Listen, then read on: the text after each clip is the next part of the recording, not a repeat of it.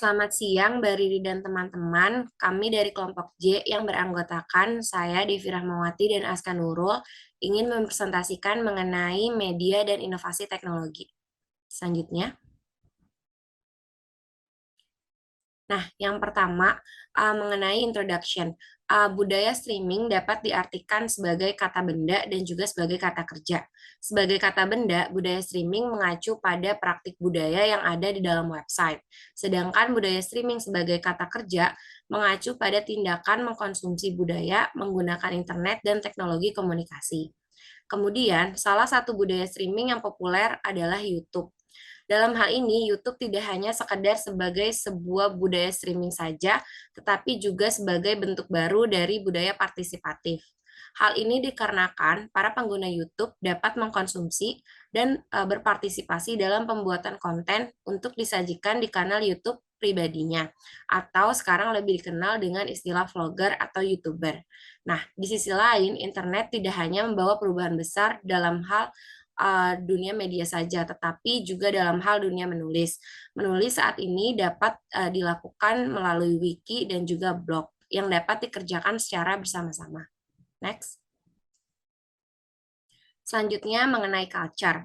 Budaya adalah proses untuk membuat makna melalui pemahaman bersama tentang sebuah simbol dalam kegiatan sehari-hari. Simbol ini dapat berupa kata, benda, dan juga tanda. Menurut Raymond Williams, seorang ahli teori sastra, mendefinisikan budaya dengan istilah culture is ordinary. Artinya, kita tidak perlu pergi jauh ke sebuah museum untuk mempelajari sebuah kebudayaan, tetapi kita dapat mempelajari kebudayaan dalam kehidupan kita sehari-hari. Kemudian ada juga konsep circuit of culture, mengingat adanya hubungan konstan antara konsumsi budaya, produksi, representasi, identitas, dan regulasi. Hal ini dapat dilihat dari seorang jurnalis TV yang hendak menuliskan naskah. Nah, identitas dari jurnalis tersebut akan mempengaruhi cara mereka menuliskan dan cara mereka merepresentasikan masyarakat dalam konteks budaya. Dua definisi budaya melihat dari sisi konsumsi dan produksi. Budaya dapat berupa video, musik, video game, dan jaringan makna simbolis yang telah diciptakan. Dalam hal budaya streaming, mereka tidak hanya mengkonsumsi budaya secara sendiri saja, tetapi mereka juga dapat membagikan ke teman-teman mereka melalui media sosialnya. Terdapat peran teknologi yang mengubah budaya, dan terdapat hubungan yang kompleks antara budaya dan teknologi. Tidak hanya itu, orang dapat menyebarkan teknologi dengan cara yang kreatif dan memberikan makna pada teks budaya. Next. Nah, selanjutnya ada streaming. Streaming ini memiliki arah gerakan dan perubahan yang konstan. Nah, streaming ini sering diartikan sama seperti dengan aliran air, artinya terus-menerus bergerak dan mengalir. Streaming ini tidak terlepas dari peran internet. Sebelumnya, laman pencarian itu berada dalam kondisi yang buruk dan tidak menyajikan konten digital yang banyak. Tapi lambat laun, hal ini terus berubah, bertransformasi menjadi lebih terbaharukan. Infrastruktur digital memungkinkan kita untuk berinteraksi dengan konten budaya melalui sebuah platform atau layanan. Adanya platform ini membuat masyarakat dapat mengkonsumsi konten budaya tanpa menghilangkan sebuah konsumsi sosial, ekonomi, teknis, dan ideologinya. Selanjutnya akan dijelaskan oleh Aska.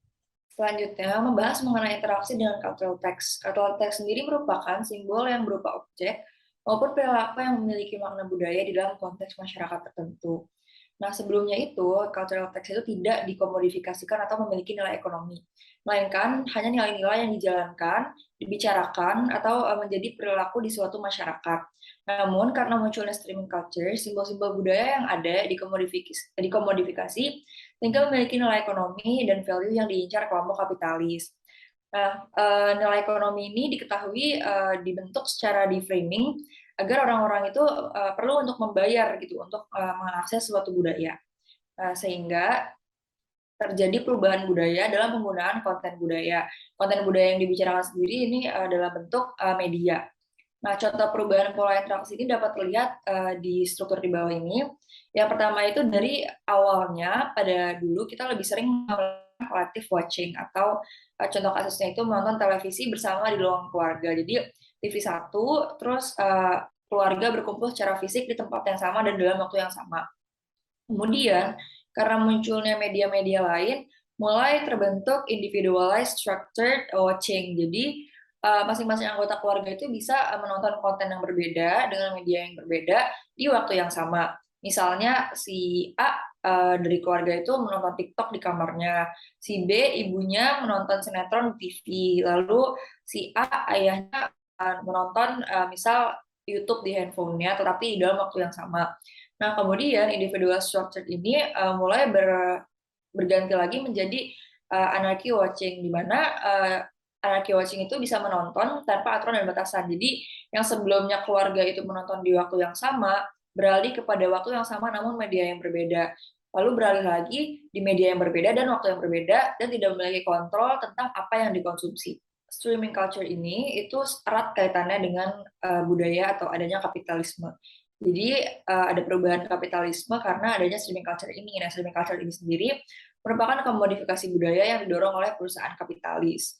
Jadi nilai-nilai seperti berkumpul keluarga tadi diberikan nilai ekonomi, yaitu dengan cara keluarga-keluarga ini harus mengakses sesuatu yang memiliki harus dibayar gitu, memiliki nilai ekonomi. Misalnya keluarga ini yang sebelumnya menonton TV, jadi dia hanya perlu membayar listrik untuk mengakses channel apapun, sekarang jadi harus membayar misal family plan bulanan pada platform Netflix gitu. Nah, perusahaan-perusahaan kapitalis tersebut memanfaatkan budaya yang ada sehingga muncul konsumsi berlebih pada masyarakat melalui cultural consumption pada industri budaya. Sebelumnya sendiri, budaya-budaya ini sebenarnya mengalami proses sebelum bisa dikomodifikasi. Jadi sebelumnya, misalnya contohnya musik.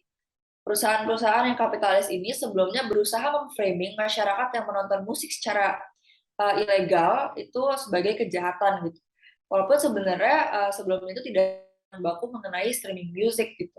Cuma perusahaan kapitalis berusaha membuat suatu kotak di mana orang-orang yang tidak berada di dalam kotak tersebut itu merupakan sebuah anomali. Jadi misal kita mau streaming YouTube nih, tapi streamingnya itu yang nggak pakai iklan. Jadi kita mau dengerin lagu, tapi nggak pakai yang premium gitu, masih pakai iklan. Nah, nanti kita akan di framing bahwa kalau misalnya tidak pakai iklan itu lebih baik gitu, premium itu lebih baik dan sebagainya. Jadi kita lama-lama shift gitu, lama-lama kita bergeser ke layanan yang lebih premium gitu. Menelik lebih jauh lagi, sebenarnya kapitalisme pada media ini atau pada streaming culture ini bermulai Taylorisme atau Fordisme di zaman industri gitu.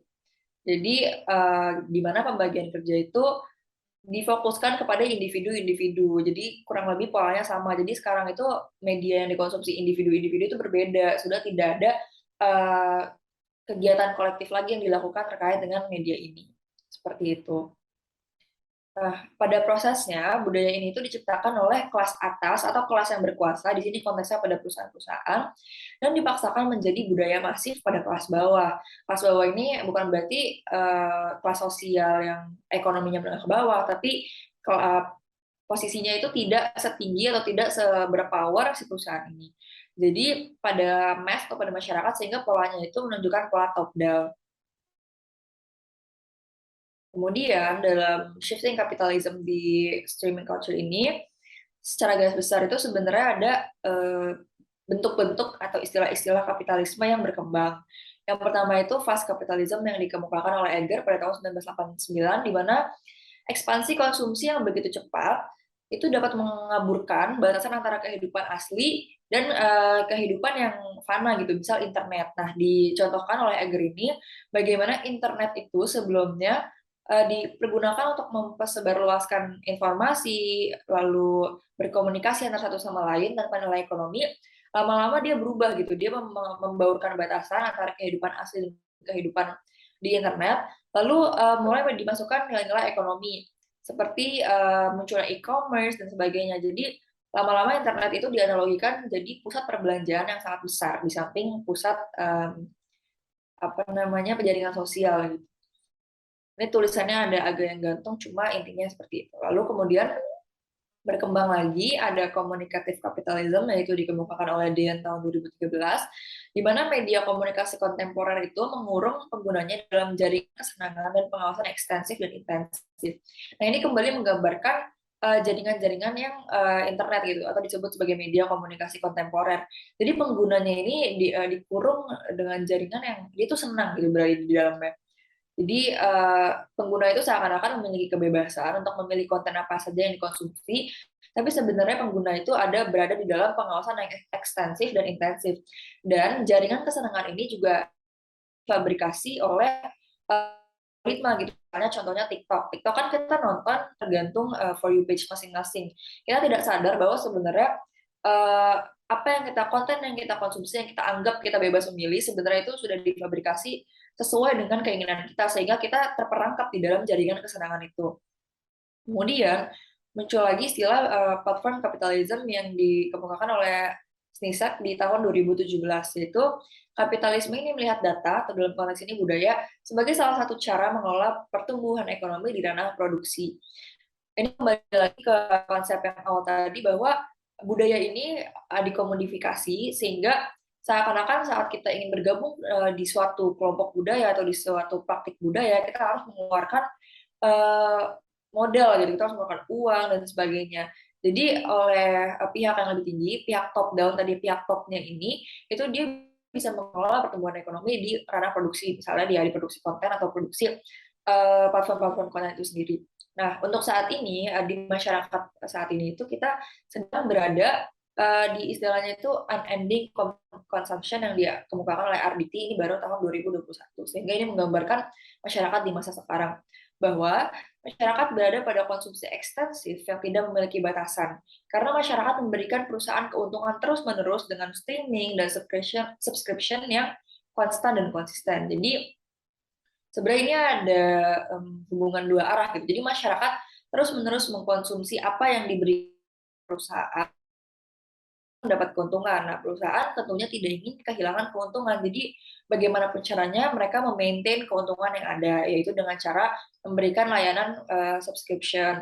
Nah, layanannya itu banyak, misalnya layanan 3 bulan, 6 bulan, atau bahkan layanan keluarga, family plan, yang membuat kita merasa, oh ternyata berlangganan secara, misalnya pilihan yang pakai family plan lebih murah, jadi secara tidak langsung kita akan berlangganan terus-menerus. Nah, ini konsepnya itu mirip sama saat masa Taylorism dan Fordism. Jadi kalau di mereka itu misalnya mobil, misalnya sebuah pabrik menciptakan satu mobil, kan tidak mungkin setiap keluarga itu membeli mobil secara terus-menerus. Jadi mereka menciptakan satu mobil sebagai platformnya, dan mereka akan menciptakan under deal atau kebutuhan-kebutuhan mobil yang secara terus-menerus. Jadi sebenarnya masyarakat itu membeli under deal-nya, tanda kutip. Nah, ini juga modelnya sama dengan platform yang sekarang. Jadi misal kita menggunakan Spotify. Spotify itu sebagai platform. Nah, kita membeli layanan terus-menerus, itu yang disebut under deal-nya. Jadi kita misal awalnya beli yang 3 bulan, ternyata kita suka layanannya, kita bergeser ke layanan yang 6 bulan, lama-lama kita layanan yang setahun, lama-lama kita mengajak teman-teman kita, yuk kita layanan family plan bareng gitu misalnya. Jadi memang ini tuh dibuat gitu, dibentuk oleh perusahaan, sehingga kita itu tidak sadar bahwa modal yang kita keluarkan sebenarnya itu memaintain si budaya ini sendiri gitu. Selanjutnya ini adalah rangkuman overview dari yang sudah dijelaskan. Mungkin Devi bisa menjelaskan bagian media dan budaya. Untuk bagian yang pertama, bagian media dan budaya, media mempengaruhi budaya tidak terlepas dari peran serta teknologi di dalamnya. Adanya teknologi yang dilengkapi dengan kecanggihan internet ini mampu menghadirkan produk budaya populer yang lebih fleksibel. Contohnya itu seperti YouTube, Spotify, TikTok, dan lain sebagainya. Pengguna yang menggunakan platform tersebut juga menjadi bagian dari proses mengkonsumsi sekaligus memproduksi dari adanya budaya populer. Selanjutnya. Baik, selanjutnya mengenai cultural consumption dan capitalism. Rangkumannya, budaya dikomodifikasikan melalui model kapitalisme sehingga memiliki nilai ekonomi.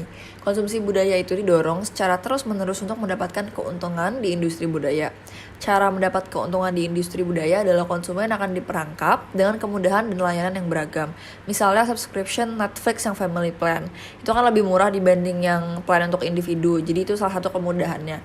Nah, karena adanya media dan budaya ini, maka terjadi juga di pola interaksi manusianya. Untuk menjelaskan lebih lanjut mengenai konsep yang dipelajari, kami mengangkat kasus mengenai album replacement cycle yang terjadi di Spotify. Nah, album replacement cycle ini untuk menjelaskannya kita harus melihat lebih jauh ke perkembangan streaming musik di Indonesia. Di mana pertama kali streaming musik itu berangkat dari adanya musik-musik rekaman itu pada tahun 1920 sampai 1950. Musik-musik rekaman itu awalnya dimulai dengan adanya Columbia Electric pada tahun 1920-an dan seiring berjalannya waktu hingga tahun 1950 bermunculan label lain misalnya Indonesian Music Limited Company, Irama Record, dan Lokananta. Nah, hasil-hasil dari musik rekaman ini dimasukkan ke dalam objek fisik yaitu piringan hitam pada tahun 1950 sampai 1960 di mana piringan hitam ini diperjualbelikan sehingga memunculkan budaya mendengarkan musik yang menggunakan platform konvensional yaitu alat pemutar piringan hitam. Nah, pada tahun 1960 perusahaan Philips dari Eropa menciptakan pengganti piringan hitam yang lebih kompatibel buat banyak tempat gitu yaitu kaset dan VCD. Nah, itu juga berkembang hingga tahun 90-an. Tidak berhenti sampai di situ, pada tahun 1960 juga radio itu mulai berkembang di kepentingan komersil, hingga semakin booming di tahun 90-an sampai tahun 2000-an. Pada tahun 1998 sendiri di Indonesia tercatat adanya 878 radio siaran swasta non-pemerintah yang dipergunakan untuk kepentingan komersil seperti penyebar luasan informasi, iklan, dan streaming musik.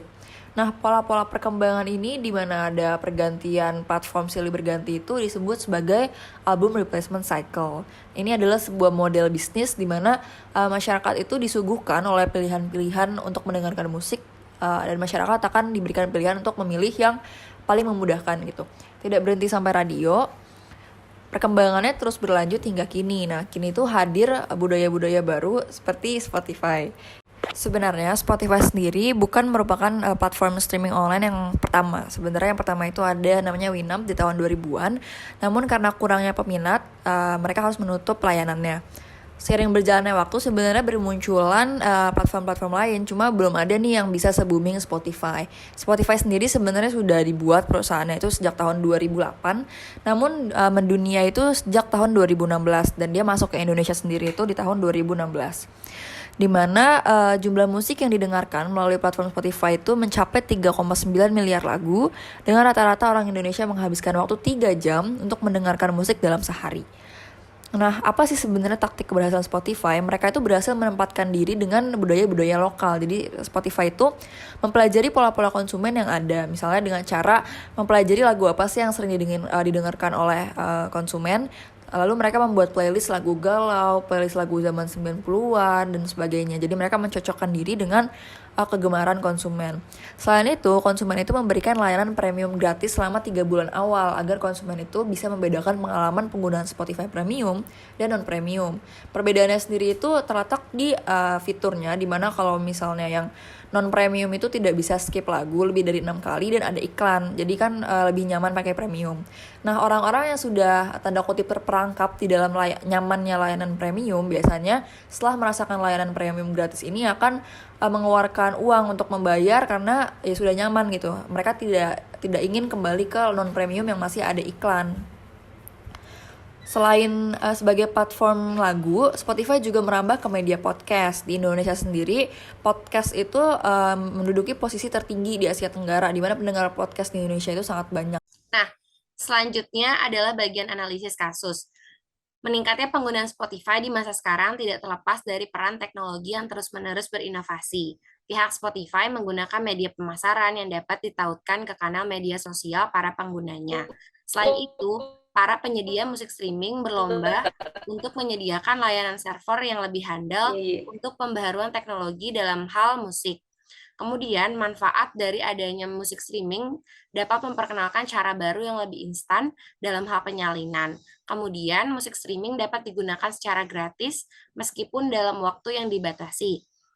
Dan yang terakhir manfaatnya yaitu dapat meminimalisir terjadinya pembajakan lagu. Dalam aspek sosial menunjukkan perubahan konsumsi budaya populer musik yang menjadi lebih instan dan lebih mudah diakses oleh siapa saja. Sedangkan dalam aspek ekonomi, pihak Spotify membagi pengguna ke dalam 2 kategori, yakni kategori gratis dan kategori premium. Hal ini memainkan kategori atau strategi ekonomi yang dapat dipicu oleh lahirnya kelas pengguna di dalamnya. Nah, hal ini disebabkan oleh pengguna premium harus mematok harga yang sudah dibuat oleh pihak Spotify itu sendiri. Sedangkan pengguna gratis dapat menggunakan Spotify untuk mendengarkan lagu, tetapi harus menyaksikan iklan-iklan yang telah ditampilkan oleh pihak Spotify. Berikut daftar pustaka yang kami gunakan dalam makalah dan PowerPoint kali ini. Terima kasih atas perhatiannya. Sekian.